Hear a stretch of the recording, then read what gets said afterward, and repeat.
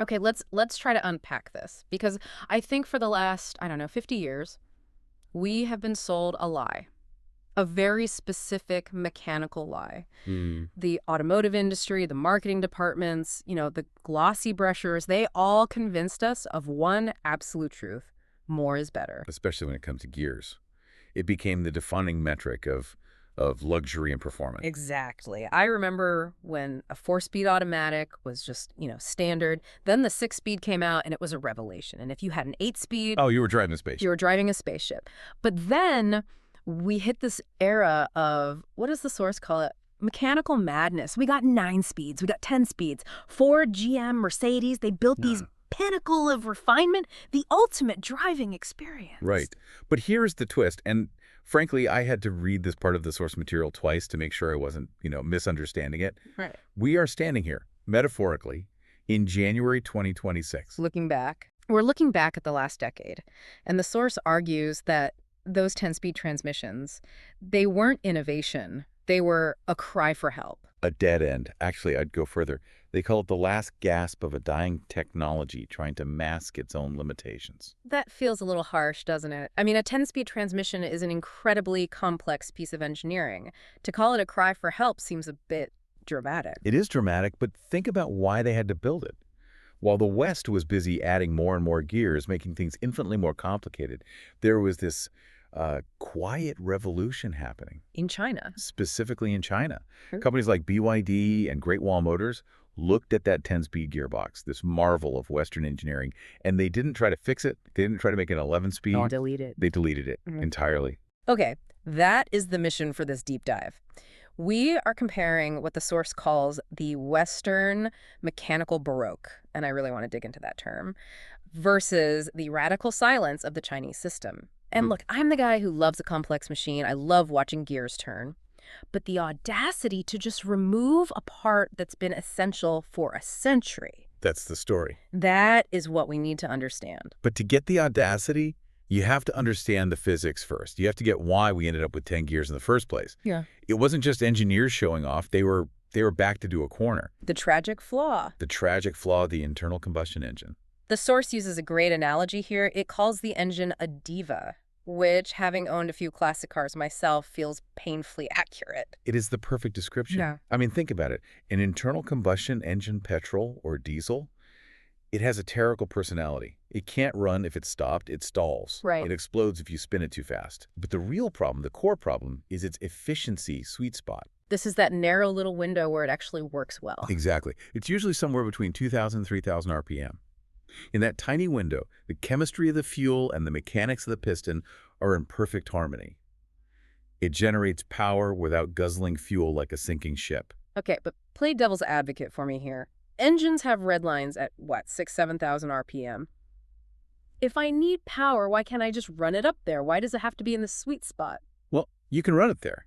But at 6,000 RPM, friction skyrockets. You're just pumping heat out of the exhaust pipe instead of pushing the car forward. It's incredibly inefficient, it's noisy, and it's dirty. So the entire history of the gearbox is basically a team of engineers running around trying to keep this diva happy, Yes, trying to force it to stay in that 2,000 RPM lounge. precisely. In the 70s, you had 3 or 4 speeds. That was enough to move the car, but the engine was just screaming on the highway. And struggling on hills. It was rarely in that sweet spot. Then came the 90s, 5 speeds became standard. Better, but still not perfect. And then the government got involved. Right. In the 2010s, you had tighter environmental legislation coming out of Brussels and Washington. They tightened the noose on emissions. Suddenly, keeping the engine in that tiny, efficient sweet spot wasn't just a nice goal. It was a lethal necessity. So you had to be efficient 100% of the time. 100%. Yeah. So the logic was, if we slice the power delivery into thinner and thinner pieces, We can keep the RPM steady. we can keep the Diva happy. That is how the ZF9 HP and the Ford 10R80 were born. The theory was, on paper, beautiful. With 10 gears, no matter if you're doing 20 mile per hour or 80 mile per hour, the computer can find a ratio that keeps the engine perfectly content. It sounds like the ultimate solution. But the source takes us inside one of these things. And beautiful is not the word I would use. Managed chaos feels more accurate. It is an engineering nightmare. Paint the picture for us. What's actually inside the casing of a 10-speed automatic? So you crack open a modern 10-speed like in a Ford Ranger or a Mustang, And you're looking at 4 separate sets of planetary gears. Yeah. You have 6 different clutch packs. And the valve body. The source describes the valve body as looking like a hydraulic labyrinth designed by an alien intelligence. It is just this incredibly fragile complexity. Yeah. You have hundreds of tiny oil channels. You have solenoids, these little electromagnetic switches the size of your thumb that had to direct high-pressure hydraulic fluid to push metal forks at the exact millisecond. With the exact pressure. Exact pressure. And if just one of those solenoids gets stuck, or a tiny bit of debris gets in there, Your 60,000-pound truck becomes a very expensive paperweight. done. And this brings us to the maintenance reality. We aren't just talking about changing oil anymore. You're talking about specialized high-pressure fluid flushes. You're dealing with burnt friction material from 6 clutch packs clogging up those tiny channels. It sounds like a ticking time bomb. But even if it works perfectly, the source argues the user experience isn't actually that good. It isn't. Not really. They call it gear hunting. And I have felt this. You're cruising at, say, 50 miles per hour. You want to pass someone, so you press the gas a little bit, and the car just pauses. It's panic. The computer's panicking. It's thinking, okay, he wants power. I'm in 10th gear. Should I drop to 9th? No, that's not enough torque. Let's try 7th. Wait, is there a hill coming? Maybe 8th is better? Oh, we lifted off the gas. Go back to 10th. And while it's having this existential crisis, you aren't accelerating. You're just waiting. You are just waiting. That is lag. The mechanical delay between your desire and the machine's response. And the West called this the peak of technology. They polished it, they refined it, but by 2025, the industry hit a wall. They couldn't add an 11th gear. There was literally no more room. And that is the exact moment where the Chinese engineers decided to just stop playing the game. They looked at this mechanical baroque, this ornamentation of gears, and saw it for what it really was, parasitic inefficiency. Parasitic inefficiency, what do you mean? Well, think about the physics. Every single gear you add creates friction. Every hydraulic pump you run steals horsepower from the engine just to keep the transmission alive. So we were burning fuel, just spin the transmission that was supposed to save fuel. The irony is painful. So while Ford and Volkswagen were fighting over gear ratios, companies like BYD and Great Wall Motors went back to first principles. They asked, what is the absolute best way to deliver torque to the tarmac? And the answer was not more gears. The answer was the DHT, the dedicated hybrid transmission. Which sounds super technical, but the source insists it's actually simpler. Walk us through this. Because the source says in a modern system, like the ones dominating the market now in 2026, there is no torque converter, no brake bands, no 10 gears. Correct. The revolution isn't what they added, it's what they removed. In city driving, anything below 45 or 50 miles per hour, the petrol engine is completely disconnected from the wheels. Wait, hold on. You're saying the engine is physically disconnected, so if the battery dies or the motor fails, the engine is just revving uselessly under the hood? That sounds risky. It sounds risky if you think of it like a traditional car, Yeah. but you have to shift your mental model here. In this mode, what we call series hybrid mode, the combustion engine becomes a power station. A power station. It sits there, disconnected from the road, and just spins a generator. That generator sends electrons to an electric motor, and that electric motor turns the wheels. Okay, I have to push back a bit. You're burning gas to spin an engine, to spin a generator, to make electricity, to spin a motor, to move the wheels. Isn't that thermodynamic suicide? Aren't you losing energy at every single step? That is the intuitive thought. And you're right, in a lab, every conversion loses energy. But remember the diva. The engine's personality disorder. Exactly. In a normal car with a gearbox, the engine is constantly being forced out of its sweet spot. It's revving at lights, it's idling, it's struggling. That waste is huge. In the DHT system, because the engine isn't connected to the wheels, it doesn't care about traffic. It doesn't care about the hill. It just sits there. It just sits at that perfect 2,500 RPM, Yeah. generating power like an industrial turbine. So the efficiency you gain from letting the engine be a power station outweighs the losses from converting the energy. Massively. And there's another huge benefit. Since the engine doesn't have to move the car directly, you can neuter it. Neuter it. That's the word the source uses. Engineers use something called the Miller cycle. Okay, the script mentions this, but it felt a bit like a magic wand. What is the Miller cycle, really? So imagine you're trying to compress a spring. It takes effort, right? A standard engine wastes a lot of energy just compressing the air-fuel mixture. The Miller cycle It effectively leaves the intake valve open a little bit longer while the piston starts coming up. It leaves the door open. Exactly. It pushes some of that air back out instead of compressing it. You aren't squeezing as hard, so you use less energy. But wouldn't that make the engine feel incredibly weak? If you're not compressing as much air, you don't get as big of a bang. Oh, it feels sluggish, Oof. terrible, gutless. Hmm. In a normal car, you would hate driving it because when you stepped on the gas, nothing would happen. But remember, this engine isn't driving the car. It's just spinning a generator. It doesn't need punch, it just needs efficiency. So the driver gets the instant punch of the electric motor, that, Tesla feel. But underneath, there's this neutered, ultra-efficient petrol engine just humming along smoothly in the background. That's it. The 10-speed gearbox tried to simulate that feeling of always being in the right power band. The electric system actually achieves it because an electric motor has maximum torque at 0 RPM. It doesn't need a first gear. Instant linear acceleration. Yep. Okay, I buy the city driving argument. Electric motors are better for stop and go. But I can hear the skeptics. Yeah. I can hear the listeners who know a bit about hybrids from 10 years ago.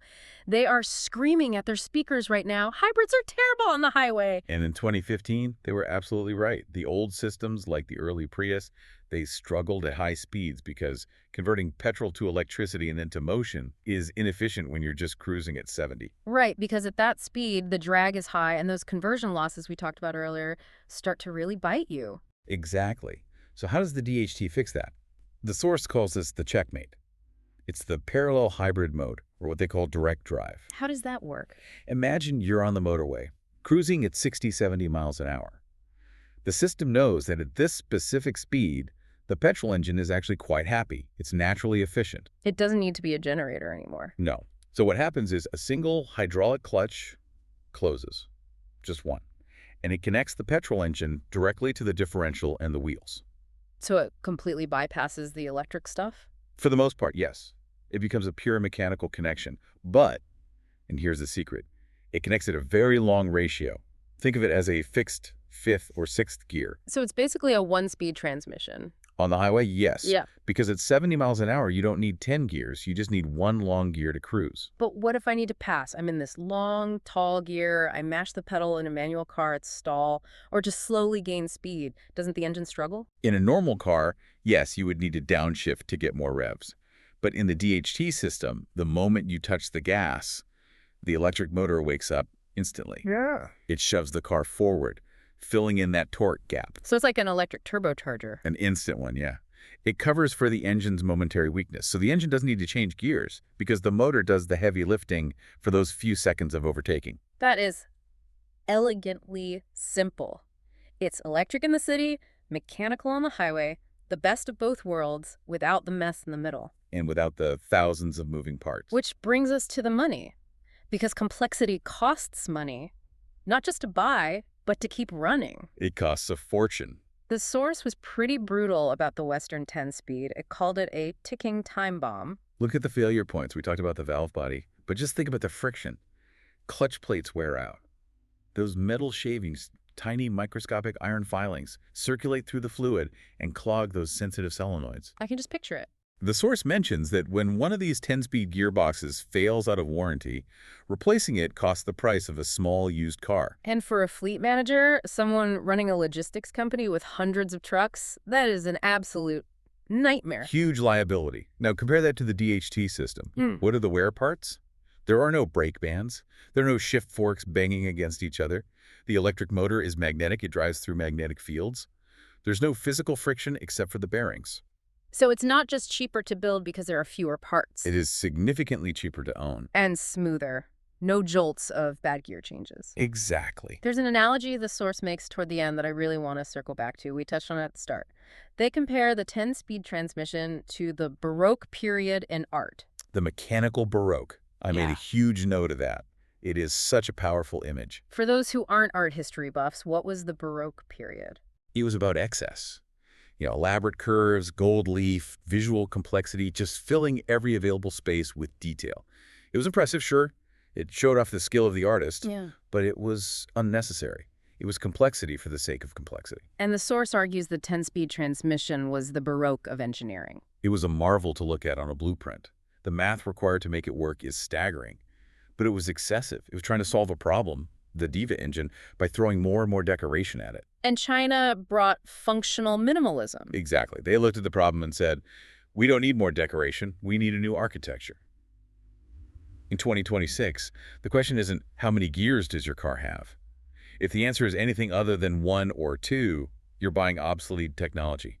It's wild to think about. Ford and GM, according to the source, are now scrambling. They're trying to simplify their platforms, but they lost years. Years of development time, billions in R&D, all spent polishing gears that shouldn't have existed. They were optimizing a dead end. Let that sink in for a second. A century of automotive history. The stick shift, the automatic, the dual clutch, the 10-speed all effectively erased, replaced by a wire carrying a current. It really frames the future differently. It's not about who has the most parts. It's about who does the most with the least. The silence of electrons has won against the noise of gears. So the gearbox didn't die because it failed technically. It died because it became irrelevant. That is the key. Irrelevance is far deadlier than failure.